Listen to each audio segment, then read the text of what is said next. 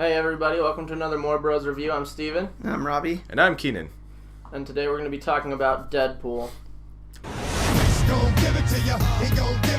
Woo! Sorry, I'm pumped. I'm really happy. Yeah, so you can see Keenan loves Deadpool. Yeah, it's on my hat. It was really fun. It was a really fun movie. I don't really have anything to complain about, but it follows Wade Wilson, who is a mercenary, and he ends up getting a very serious form of cancer, and he's dying. He finds out he can get cured, so he gets cured, he becomes a mutant that gets super healing. He can regenerate pretty much anything. And then he wants to hunt down the villain so he can fix his messed up, nasty looking face. And they kidnap his girlfriend, so then he really wants to hunt them down. And then there's a big confrontation. Yeah. It's basically just full of jokes and violence, and it's just fun.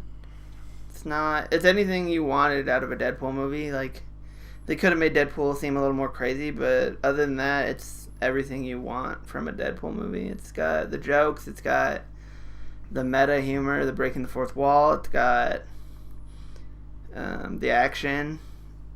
So I don't really see any problems with it that aren't, like, it's not perfect, but it's really, really good. Yeah.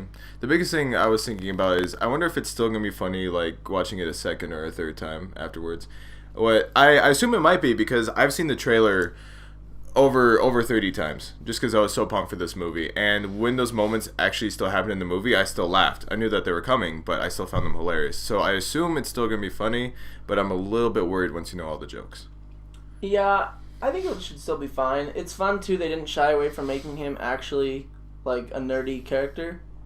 Like, a lot of the references he makes, from him wearing an Adventure Time watch to him possibly clopping. I'm not quite sure what that was. But it has all sorts of nerdy references for people who are fans of the comics and who know that type of culture, who will enjoy it. They'll be able to laugh, even though not everyone will get it. So I think it'd still be fun to watch. The action's over the top and ridiculous and super violent, of course. Like, what more do you want from Deadpool? Like him kicking heads at other people. Mm-hmm. What more can you ask for? That was amazing. Yeah, it's really good. It's really solid. I can't really complain about anything. Like, all the performances were good. Ryan Reynolds was good as Deadpool. I don't know if he can play another character. That's true. But he does a good job as Deadpool, so it's a good thing he's been fighting for this movie. TJ Miller was fine as Weasel. He actually was, like, pretty toned down for TJ Miller, like, compared to how he is on, like, Silicon Valley and other things. Like, he was still funny, but he wasn't as crazy as he normally is, so it was a nice change for him, and all the performances were good. Yeah, the acting was really good. They got Colossus right. Yeah, he's actually Russian this time. And he's huge. And he's gigantic, yeah. So he's got iron balls, as they made sure to remind us like 4 times throughout that movie. Yeah. It's got probably one of the best Stan Lee cameos. It's actually funny. Yeah. Not just there, cuz, and people go, oh, haha. It was actually good. Yeah. The opening credits were really funny. They were amazing. Just not using the names and not caring. It just has this nice energy that you want from a Deadpool movie, that it just doesn't care. It's just going to be what it is, and if you like it, awesome. If not, I don't know why you're going to see the movie in the first place. Yeah.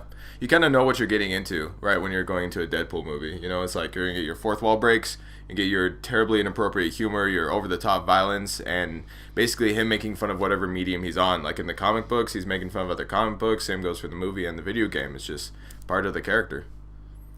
Yeah, so if you have a problem with crazy jokes, don't go see Deadpool. No. But if you enjoy hearing people say crazy shock humor style jokes, you'll enjoy it. And if you like watching over-the-top action with just ridiculous amounts of high flying, go see it. Yeah, like, it's not, this video's not going to be too big, I guess. Can't really say much because you don't want to get into spoilers. You don't want to, and you can't really say anything too bad about it, so. Yeah, I mean, it's a straightforward movie. It's a comic book movie that actually is a comic book movie. It doesn't try to be more than what it is, which is awesome. It reminds me of lots of my favorite action movies, like Dread. It knows what it is, it goes to be what it is, and it does a great job at that. It doesn't try to be more, it doesn't try to sell it as something that it's going to win awards. It just is what it intends to be, and it's well made, well acted, well written. It's a fun trip to watch while you're there. Mm-hmm. I'd probably give it, on a score, I'd probably say it's about a 4.5. I can't give it a 5. The reason why is because most of the characters are two-dimensional, which is fine, but it's just, that's how it is. Or one-dimensional, sorry, two-dimensional. Two-dimensional. Some of them are two-dimensional. They're at least aligned. When he gets stabbed in the head. But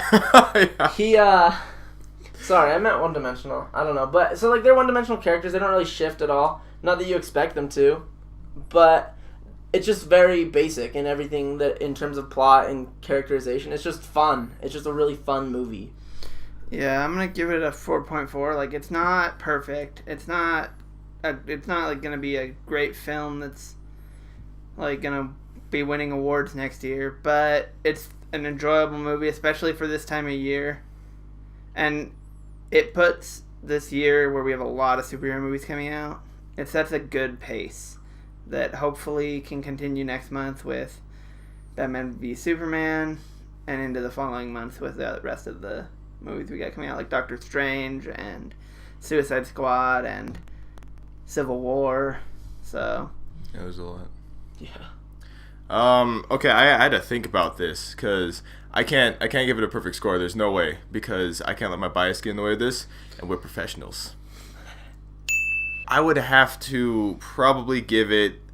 I'm gonna give it a higher one because I still can't stop myself. Probably around a 4.7.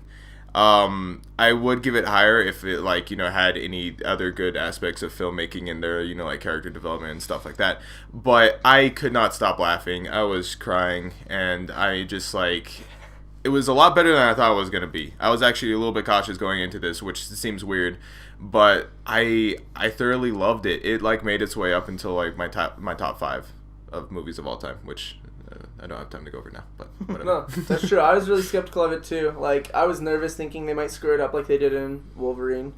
Yeah. Which they reference in the movie. They do reference twice. Yeah. And so I was nervous they might screw it up somehow. It looked pretty funny, but you can make a good trailer out of a bad movie. Mm-hmm. So I was kind of skeptical, but no, it proved me wrong. It was definitely a fun movie that you should go and watch. And stay till after the credits. They make... every superhero movie now, it's you have to stay after the credits because you expect it. And they knew that, and then they wrote that in-credit scene focusing on that. And it was amazing. It was a good way to, address how every superhero movie does it, and at the same time make it fresh and original. So... yeah. Thanks for watching our video. Please like, share, comment, and subscribe to our channel. And thanks again for watching.